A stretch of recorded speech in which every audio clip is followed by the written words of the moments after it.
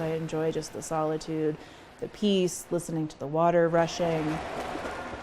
In the water, there's not much to think about except moving forward. It makes me feel normal. Sarah Thomas loves the motion so much. She plows through her workouts like a warrior. She is, yeah. And she knows it. I call her Sergeant Sarah sometimes. I am doing a workout with my friend Florencia. Oh, no. We're going to probably swim about 5,000 yards. In the pool, Sarah feels strong. In open water, The wind. she feels invincible. We're going swimming. I have to put my swimsuit on. Nothing can stop Sarah and her friends from jumping into frigid Wellington Lake. It's 46. That will be a short swim at 46.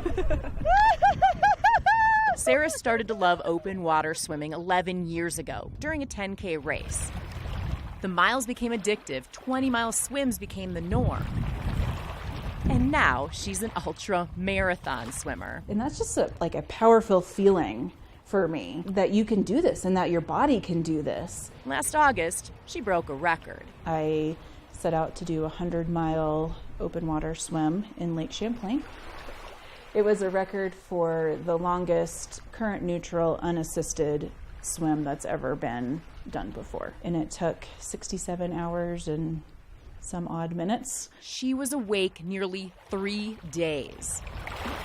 Plenty of time for thoughts to creep in. I just start thinking about work or family. But lately what's been filling her head is something she hides under her swim cap. I just randomly felt a lump in my breast, kind of in about the middle of October. I have interductal carcinoma, whatever. That's not going to come out very good. IDC for short. So IDC, stage 2B, breast cancer.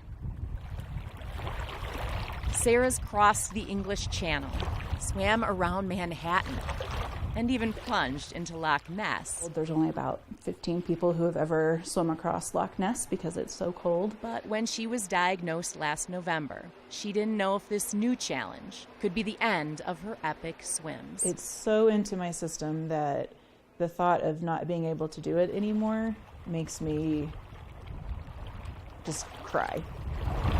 Doctors told her they might have to remove multiple lymph nodes, which could make long-distance swims dangerous. But not that, not chemo, not surgery, radiation, nothing could keep Sarah out of the water for long. She was gunning for another record. I'm going to go back to England and attempt to do a 4-way English Channel.